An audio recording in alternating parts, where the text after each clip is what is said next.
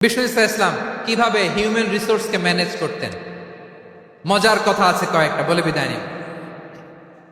বিশ্বনবী কিভাবে এই মানব সম্পদকে ম্যানেজ করতেন? বিশ্বনবী he was a very good talent hunter, চৌকস ট্যালেন্ট হান্টার ছিল। কার মধ্যে কি ট্যালেন্ট আছে দেখলেই বুঝে ফেলতেন। সুবহানাল্লাহ পড়বেন না? কি নবী আমরা পেয়েছি! He was a very good talent hunter. আমার নবী তিনি চৌকস ট্যালেন্ট হান্টার ছিলেন। কার মধ্যে কি প্রতিভা বের করতেন, ওই প্রতিভাকে ইসলামের কল্যাণে কাজে লাগাতেন। সুবহানাল্লাহ বলেন। যাকে যেই জায়গায় সেট করলে ভালো হবে তাকে ওই জায়গায় সেট করতেন। কয়েকজন সাহাবীর জীবনী শোনাই। আবু মাহজুরা রাদিয়াল্লাহু তাআলা আনহু, মক্কার মুয়াজ্জিন, আগে ছিল মুশরিক, পরে হইছেন মুমিন। উনি কিভাবে মুমিন হইলেন এই ঘটনাটা একটু আপনাদের শোনাতে চাই। তা আপনাদের তো সময় নাই হাতে, হ্যাঁ সময় আছে? আবু মাহজুরা রাদিয়াল্লাহু তাআলা আনহু কিভাবে মুসলিম হলেন আওয়াজ করে শুনেন। হুনাইনের যুদ্ধ, অষ্টম হিজরি, বিষ্ণু ইসলাম হুনাইনের যুদ্ধ শেষে ফিরতেছেন। পথিমধ্যে বেলাল রাদিয়াল্লাহু তাআলা আনহু, এই যে আবার কথা, আই রে আল্লাহ রে, এখানে ধাক্কাধাক্কি কেন? চলে যাও, পেছনে যাও, যাও পেছনে যাও। কি আজীব তামাশা! যেখানে যায় এখানে ধাক্কা ধাক্কি, মারামারি, গায়ের উপরে, কাঁধের উপরে, শাউটিং। অনেক গুরুত্বপূর্ণ কথা পয়েন্ট করে নিয়ে আসে যে বলবো, এই শাউট করার কারণে প্রোগ্রামটাই নষ্ট করে দেয়। আসছে আমার ভালোবাসা দেখাইতে, প্রোগ্রামটাই শেষ করে দিয়ে চলে যায়। স্টপ, আবার কথা বল, স্টপ। হুনাইনের যুদ্ধে, অষ্টম হিজরি, কত হিজরি সবাই বলেন না একটু, কত হিজরি? অষ্টম হিজরিতে হুনাইনের যুদ্ধে রাসূল সাল্লাল্লাহু আলাইহি ওয়াসাল্লাম ফিরে আসতেছেন মদিনায়। পথিমধ্যে বেলাল রাদিয়াল্লাহু তাআলা আনহু আজান দিচ্ছেন। কি দিচ্ছেন? তো পাশে ছিল মুশরিকদের একটা পল্লী, কিছু মুশরিক তরুণ, কিছু অমুসলিম কিশোর, তারা আজানকে ব্যঙ্গ করতেছে। আমাদের বাংলায় মুখ ভেঙ্গানো বলে আর কি। বেলাল রাদিয়াল্লাহু তাআলা আনহু আজান দিচ্ছেন, ওই বাচ্চাগুলো মুশরিক, তো ওরা আজানকে ব্যঙ্গ করতেছে, বিকৃতি করে ওরাও আজান দিচ্ছে। উদ্দেশ্য হচ্ছে আজানকে নিয়ে ঠাট্টা করা। উদ্দেশ্য কি? ঠাট্টা করা। ব্যাপারটা মনে কষ্ট পাওয়ার মতো ব্যাপার না? কিন্তু বিশ্বনবী ওইখানে দেখেন কি খুঁজলেন। বিশ্বনবী খেয়াল করলেন অমুসলিম কিশোরদের মধ্য থেকে একটা কিশোরের গলাটা বড় দরাজ গলা, কণ্ঠটা বড় সুন্দর। খেয়াল করে দেখলেন যে কিছু কিশোর বেলালের আজানকে ব্যঙ্গ করে, বিকৃতি করে, কিন্তু একজনের কণ্ঠ দেখতে পাচ্ছেন না এত দূরে, কিন্তু কণ্ঠটা বড় সুন্দর, দরাজ গলা। বিশ্বনবী সাহাবীদেরকে বললেন, ধরো এগুলারে, ধরো। সবগুলারে ধরে বিশ্বনবী সামনে আনা হলো। ওরা হাঁটু গেড়ে বসলো। বিশ্বনবী বললেন, তোমাদের মধ্যে কে যেন ব্যঙ্গ করে আজান দিচ্ছিল, তার গলাটা বড় উঁচু, গলার বেসটা বড় মজবুত, মেলোডিয়াস, সুমধুর কণ্ঠ। কে? আবু মাহজুরা বলে, আমার বন্ধুরা সবাই আমার দিকে আঙ্গুল দেখায়, আমি পড়ে গেছি বিপদে। রাসূল সাল্লাল্লাহু আলাইহি ওয়াসাল্লাম বাকি অমুসলিম তরুণদেরকে ছেড়ে দিলেন, বললেন তোমরা যাও। এবার আবু মাহজুরারে পাইছে। আবু মাহজুরার চুলের মধ্যে হাত দিলেন বিশ্বনবী, মাথায় হাত দিয়ে বললেন, এবার আজান দাও দেখি। আবু মাহজুরা বলে, আমি তো আজান দিতে জানি না, কারণ আমি তো বেলালেরটা শুইনা দিছি, আমার তো মুখস্থ নাই, আমি তো আজান দিতে জানি না। বিষ্ণু বললেন, জানো না? তাহলে আসো আমি তোমারে শিখাই দেই। সুবহানাল্লাহ পড়েন। আবু মাহজুরা হাঁটু গেড়ে বসে, বিশ্বনবীর মোবারক হাত আবু মাহজুরার চুলের মধ্যে। বিশ্বনবী আজানের মুআল্লিম আবু মাহজুরাকে বলতেছে, ঠিক আছে তোমারে শিখাই দিচ্ছি, আমি যা যা বলবো আমার সাথে সাথে বলো, পারবা?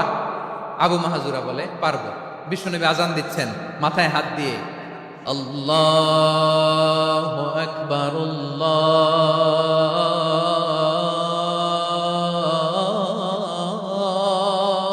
আকবার। আবু মাহজুরা এই বাক্যটা পড়লেন। বিশ্বনবী দ্বিতীয় বাক্য পড়তে আরম্ভ করলেন, আল্লাহু আকবার, আল্লাহু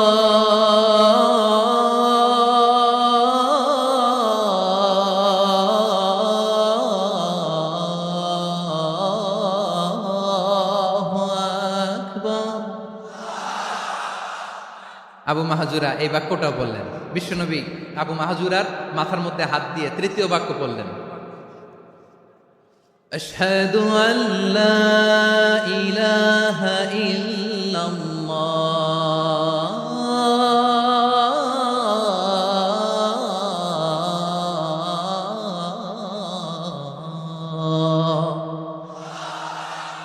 আবু মাহাজুরা তৃতীয় বাক্য বললেন। বিশ্বনবী একটা বাক্য পরে আবু মাহাজুরা পরে, বিশ্বনবী পরে আবু মাহাজুরা পরে। আবু মাহাজুরা কিন্তু অমুসলিম, মুশরিক। আবু মাহাজুরা বলে, এক একটা বাক্য পড়ি আমার কলিজাটা গলে ঠান্ডা হয়ে যায়। এতদিন মোহাম্মদকে গালি দিতাম, এখন মোহাম্মদ আমার মাথায় যখন হাত রাখছে আমার সারা শরীর ঠান্ডা হয়ে গেছে। বিশ্বনবী আজান শেখাচ্ছেন, একটা একটা বাক্য পড়ে আবু মাহাজুরাও পড়ে, বিশ্বনবী পড়ে আবু মাহাজুরাও পড়ে। পুরো বাক্যগুলো যখন শেষ, আজান শেষ, আবু মাহাজুরাও যখন পুরো আজান পড়লেন, আবু মাহাজুরা বললেন, এতদিন মোহাম্মদের চেহারা দেখলে আমার ঘৃণা লাগতো, আজ থেকে মোহাম্মদের চেহারার চেয়ে প্রিয় চেহারা আমার কাছে নাই। আবু মাহাজুরা বললেন, ও মুহাম্মদ, আজানের বাক্য তো আপনি আমারে শেখালেন, এখানেই শেষ করবেন না, আপনি আমারে পড়ায় দেন লা ইলাহা ইল্লাল্লাহ মুহাম্মাদুর রাসূলুল্লাহ সাল্লাল্লাহু আলাইহি ওয়াসাল্লাম। বিশ্বনবীর সাথে দাঁড়িয়ে উনি শাহাদা পড়ে মুসলমান হয়ে গেলেন। এবার আবু মাহাজুরা বলে, ইয়া রাসূলুল্লাহ, ইয়া হাবিবাল্লাহ, আমি মুমিন হয়েছি, মুসলমান হয়েছি, আপনার কাছ থেকে আজান শিখার সৌভাগ্য আমি লাভ করেছি। নবী আমার কণ্ঠের বড় তারিফ করেছেন, আপনি আমার আজানকে আপনি পছন্দ করেছেন। একটা জিনিস আপনার কাছে চাই, আপনি আমাকে মক্কার মসজিদুল হারামের মুয়াজ্জিন হিসেবে অ্যাপয়েন্ট করে দেন। বিষ্ণু ইসলাম বললেন, যাও আবু মাহজুরা, আমি তোমাকে পৃথিবীর শ্রেষ্ঠতম মসজিদ মক্কার মসজিদুল হারামের মুয়াজ্জিন হিসেবে অ্যাপয়েন্ট করে দিলেন। দেখছেন কিভাবে ট্যালেন্ট হান্টিং করতে হয়, কিভাবে হিউম্যান রিসোর্স মানব সম্পদকে ব্যবহার করতে হয়।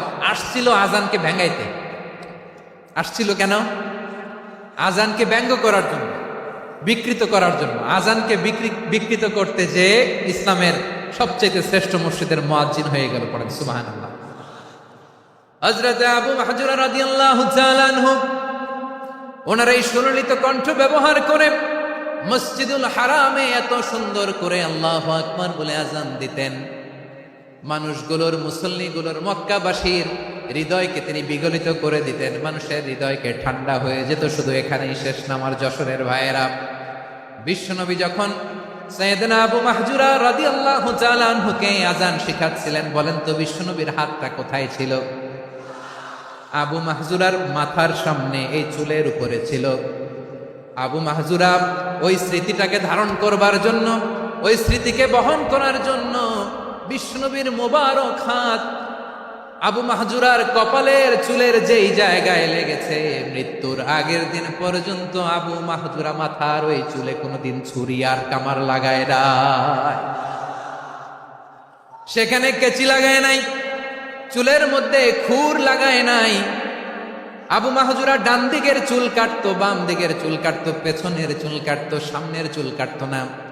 আবু মাহজুরা রাদিয়াল্লাহু তাআলা আনহুর সামনের চুলগুলো বড় হতে হতে যখন এত বড় হয়ে যায়, তিনি চুলগুলো পেঁচিয়ে মাথার মধ্যে রাখতেন, তারপরে তিনি পাগড়ি পরতেন। সবাই জিজ্ঞেস করতো, আবু মাহজুরা, এটা আবার কেমন স্টাইল? দেখতে তোমারে কি বিদঘুটে লাগে? কেমন অড লাগে, কেমন খারাপ দেখা যায়? মক্কায় এমন কোন মানুষ তো দেখি নাই, ডানে চুল কাটে, বায়ে চুল কাটে, পেছনে চুল কাটে, সামনে কাটে না। ওরে আবু মাহজুরা, কেমন দেখা যায় তোমারে? তুমি সামনের চুল কাটো না কেন? আবু মাহজুরা বলে, আমি হাঁটু গেড়ে পেয়ারা নবীর সামনে বসেছিলাম, আমার এই মাথার চুলের মধ্যে মুবারক হাত লাগিয়ে বিশ্বনবী নিজে আমাকে আজানের প্রতিটা বাক্য শিক্ষা দিয়েছেন। বিশ্বনবীর মোবারক হাত, পবিত্র হাত আমার মাথার চুলের যেই জায়গায় লেগেছে, আমি চাই ওই চুলগুলা নিয়ে আমি আমার কবরের ভিতরে যাব। সাইয়েদনা আবু মাহজুরা রাদিয়াল্লাহু তাআলা আনহু ইন্তেকালের আগের পর্যন্ত মাথার সামনের চুলগুলা কাটে নাই। মাথার সামনের চুল তিনি কাটেন নাই। সুবহানাল্লাহ বিহামদি। কেমন ভালোবাসতেন বিশ্বনবী সাহাবীদেরকে, সাহাবারা কেমন ভালোবাসতেন বিশ্বনবীকে। সামনের চুলগুলো বড় হতে হতে এত বড় ছিল, পেঁচিয়ে রেখে পাগড়ি করতেন, কাটতেন না। নবীর হাত লেগেছিল। সুবহানাল্লাহ পড়েন। তাহলে what is the lesson? Moral of the story কি? মোরাল অফ দ্য স্টোরি হচ্ছে, আসছিল আজানকে ব্যঙ্গ করার জন্য, বিকৃত করার জন্য, হয়ে গেল মসজিদুল হারামের মুয়াজ্জিন। দেখেন বিশ্বনবী একটা খারাপ সিচুয়েশনের মধ্যে থেকে কি ভালো জিনিস বের করে আনলেন। আমি যে শুরুতে বলেছি কিভাবে তিনি হিউম্যান রিসোর্সকে ডেভেলপ করেছেন, ম্যানেজ করেছেন। তিনি যে চৌকুশ ট্যালেন্ট হান্টার ছিল, দেখেন সবার মধ্যে থেকে এরে বাছাই করে মুয়াজ্জিন বানাই দিয়েছেন। সুবহানাল্লাহ পড়েন। তার মানে এই না সবাইরে ধরে ধরে উনি মুয়াজ্জিন বানাইছেন। যার যেই ট্যালেন্ট আছে তাকে ওই কাজে অ্যাসাইন করেছেন। যার যেই প্রতিভা আছে তার প্রতিভাকে ইসলামের কাজে লাগিয়েছেন। সুবহানাল্লাহ পড়েন।